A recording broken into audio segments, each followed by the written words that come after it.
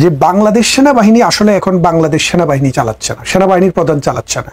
বাংলাদেশ সেনাবাহিনীর প্রধান হচ্ছে এখন আসিফ মুনির। পাকিস্তানের সেনাবাহিনী, যিনি সাম্প্রতিক ফিল্ড মার্শাল উপাধি পেয়েছেন, তিনি কিন্তু বাংলাদেশের সেনাবাহিনীটা চালাচ্ছেন। এবং এই বাংলাদেশ সেনাবাহিনীকে চালিয়ে ডক্টর ইউনূসের যেসব পাকিস্তানি এজেন্টরা সেনাবাহিনী, বিমান বাহিনী, নৌবাহিনী এবং বাংলাদেশের বিডিআর বা বিজিবিতে ছিল, সেই সব পাকিস্তানি এজেন্টদেরকে দিয়ে বাংলাদেশে একটি ন্যারেটিভ তৈরি করার চেষ্টা হচ্ছে। এই পাকিস্তানি এজেন্টরা বাংলাদেশে একটি ন্যারেটিভ দাঁড় করানোর চেষ্টা করছে যে বাংলাদেশে 2008 সালে যেই বিডিআর মিউটিনিটা হয়েছিল, সেই মিউটিনির সাথে ভারত জড়িত, এবং সরাসরি ভারত রাষ্ট্রের নাম ধরেই কিন্তু এই কথাটি বলা হয়েছে। তার মানেটা কি দাঁড়াচ্ছে? যে বাংলাদেশের বিডিআর বিদ্রোহ এবং এই ভারতের সংশ্লিষ্টতা এক সূত্রে গাঁথা, এইরকম একটা প্রতিবেদন এসছে। অথচ আমরা সবাই জানি বাংলাদেশ আওয়ামী লীগ ক্ষমতায় এসছে 8 জানুয়ারি, আর 25 ফেব্রুয়ারি সম্ভবত এই ঘটনাটি ঘটে। 2 মাসেরও কম সময়ে ভেতরে এই ঘটনাটি যখন ঘটে, তখন শেখ হাসিনা আর্মি ক্যান্টনমেন্টে গিয়েছিলেন। ক্যান্টনমেন্টে কী ধরনের অবস্থার সম্মুখীন হয়েছিলেন তিনি, আমরা সেটা দেখেছি। পরবর্তীতে আস্তে আস্তে আস্তে আস্তে দেশটাকে আবার পুনর্গঠন করা হয়। এখন এই যে বাংলাদেশ সেনাবাহিনী যেখানে বলছে যে এখানে কোনো ভারতের সম্পৃক্ততা নেই, এটা বিডিআরের একটা বিদ্রোহ, এই বিদ্রোহে 57 জন সেনা কর্মকর্তা নিহত হয়েছেন, এটা শোকাবহ, দুঃখের। এবং শেখ হাসিনা এইসব বিডিআর বিদ্রোহে নিহত হওয়া পরিবারের সদস্যকে নানাভাবে তাদের পাশে দাঁড়িয়েছেন, কারো কারো পরিবারের সদস্যদেরকে পার্লামেন্টের মেম্বার পর্যন্ত করেছেন। তার মানে তার সদিচ্ছা, রাষ্ট্রনায়কোচিত কাজ কারবার সব কিছু দিয়ে তিনি দেখিয়েছেন যে এটি আসলে একটি ঘটনা, যেই ঘটনাটাকে প্রপারলি অ্যাড্রেস করা উচিত। এবং এই সেনাবাহিনী হত্যার জন্য এই বিডিআরের যেই সব জওয়ানরা এখানে উপস্থিত ছিল এবং যারা এই হত্যাকাণ্ডে অংশগ্রহণ করেছে, তাদের অনেকের মৃত্যুদণ্ডের রায় হয়েছে। এখন এই হত্যাকাণ্ডের রায়টি এখন উল্টে যাবে, কারণ যেই তদন্তটি এসছে, এই তদন্তে যেহেতু ভারতের কথা এসছে, তাহলে এই সেনাবাহিনীর হত্যাকারীদেরকে আর শাস্তি দেওয়া যাবে না, এখন তাদেরকে খালাস দিতে হবে। তাহলে আসুন, বাংলাদেশটা আসলে ইনভাইট করে একটা যুদ্ধের আয়োজন করছে। বাংলাদেশ যুদ্ধকে আয়োজন করছে কি কারণে আপনারা দেখেন। পাকিস্তান চাচ্ছে যে বাংলাদেশের শক্তিকে, বাংলাদেশের ভূমিকে ব্যবহার করে ভারতের ভিতরে নানান জায়গায় একটা বিচ্ছিন্নতা তৈরি করা।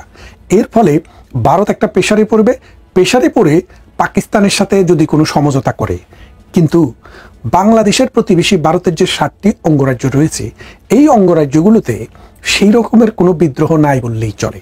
এক, দ্বিতীয়ত ভারত সরকারের কন্ট্রোল সেন্ট্রালি এবং লোকালি এমন পর্যায়ে আছে, সেখানে কোনো রকমের বিদ্রোহ সংগঠন করা, ভারত রাষ্ট্রের বিরুদ্ধে কোনো যুদ্ধ ঘোষণা করা বা কোনো আঞ্চলিক স্বাধীনতা ঘোষণা করার কোনো শক্তি ভারতে এই মুহূর্তে নাই। সুতরাং এই জুজুর ভয় দেখিয়ে বাংলাদেশটাকে ব্যবহার করে পাকিস্তান যে স্বার্থটা হাসিল করতে চাচ্ছে, পাকিস্তানের মূল কথাটা হচ্ছে 1971 সালে যদি পাকিস্তান বাংলাদেশকে সহযোগিতা না করত, তাহলে লাঠি দিয়ে পিটে, অস্ত্র নিক্ষেপ করে, অস্ত্র দিয়ে গুলি করে, নারীদেরকে দর্শন করে, ভোগ করে আমাদের এই দেশটাকে তারা কিন্তু পাকিস্তানের অংশ রেখে দিতে পারত।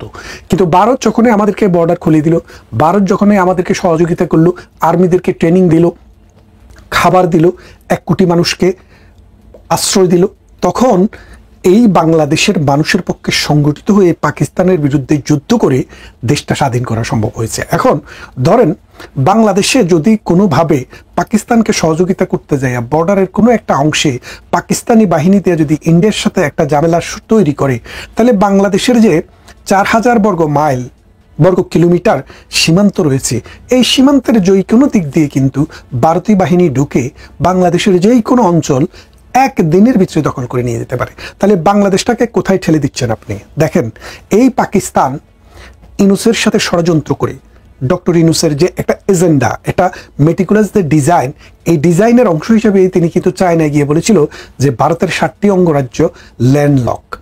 এখন বাংলাদেশের ঢাকাকে যদি আমরা ল্যান্ডলক বলি, তা আপনারা কি বলবেন? না, বাংলাদেশের ঢাকা তো ল্যান্ডলক না, কারণ ঢাকার তো একটি বন্দর রয়েছে, সেটি হচ্ছে চট্টগ্রাম বন্দর, কারণ ঢাকা হচ্ছে রাজধানী, এটা একটা রাষ্ট্রের অংশ। এখন পাকিস্তানেরও কোনো কোনো অংশকে যদি আপনি ল্যান্ডলক বলেন তাহলে কি হবে?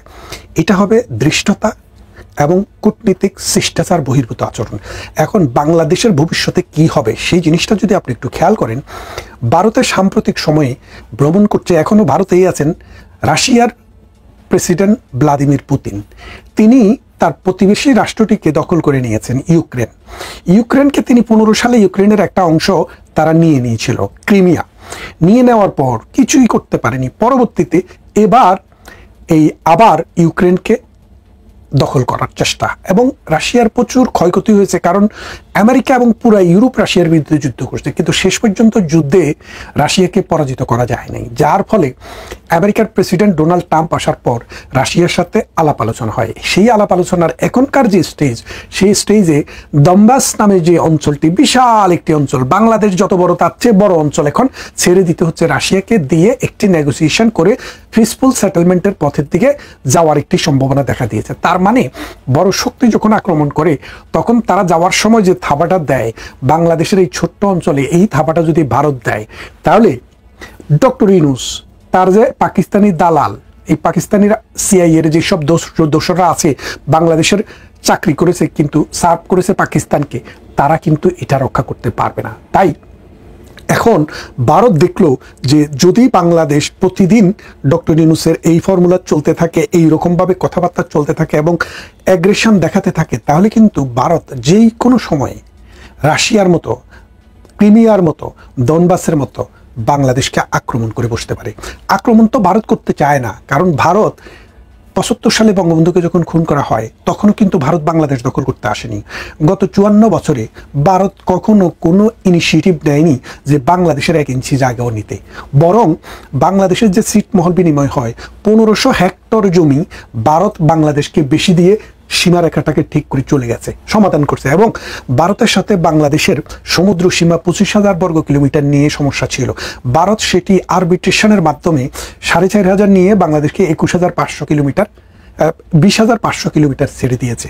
তার মানেটা আপনি দাঁড়ালো কি, যে ভারত কখনো তার এই প্রতিবেশীর ভূখণ্ডের প্রতি কোনো লালসা নেই, কোনো লোভ নেই। কিন্তু আজকে ডক্টর ইউনূস ক্ষমতায় আসার পর ভারতীয় ভূখণ্ডের প্রতি যেই তাচ্ছিল্যেশ্বরে এবং যেই রকম শিষ্টাচার বহির্ভূতভাবে এবং পাকিস্তানের চরদেরকে দিয়ে ভারতকে অশান্ত করে প্রকারান্তরে বাংলাদেশটাকে একটা ব্যাটেল ফিল্ড করার চেষ্টা করছে, এই ব্যাটেল ফিল্ড করার যদি চেষ্টা হয় তাহলে এই সুজলা সুফলা, শস্য শ্যামলা, জনসংখ্যার বারে নুজু এই মাটি এবং পানির দেশ, নদী এবং খালের দেশ বাংলাদেশটি বিচ্ছিন্ন হয়ে যাবে, ছিন্ন ভিন্ন হয়ে যাবে। ডক্টর ইউনূস জানেন তিনি বেশি দিন বেঁচে নেই, তার দেশে দেশে বাড়ি আছে, দেশে দেশে ঘর আছে, পৃথিবীর সমস্ত ব্যাংকগুলোতে কোটি কোটি টাকা তার রয়ে গেছে। তার কবরেও যদি টাকা দিয়ে দেওয়া হয়, স্বর্ণ গয়না দিয়ে দেওয়া হয়, তাও তার টাকা পুরাবে না।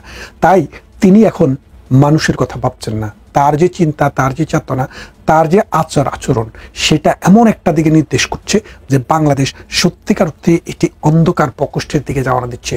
বাংলাদেশ যদি এখনই এই জায়গা থেকে ফিরে না আসে, তাহলে মনে করুন আগামী দিনের বাংলাদেশ আমেরিকা, ব্রিটেন, পশ্চিমা বিশ্বের অন্যান্য দেশ, পাকিস্তান এবং বাংলাদেশ এবং ইন্ডিয়া মিলে একটা যুদ্ধক্ষেত্র তৈরি হবে। রাশিয়াও সেখানে ইন্ডিয়ার পাশে এসে দাঁড়াবে। সেই ক্ষেত্রে বাংলাদেশ কি সেটা অ্যাফোর্ড করতে পারবে?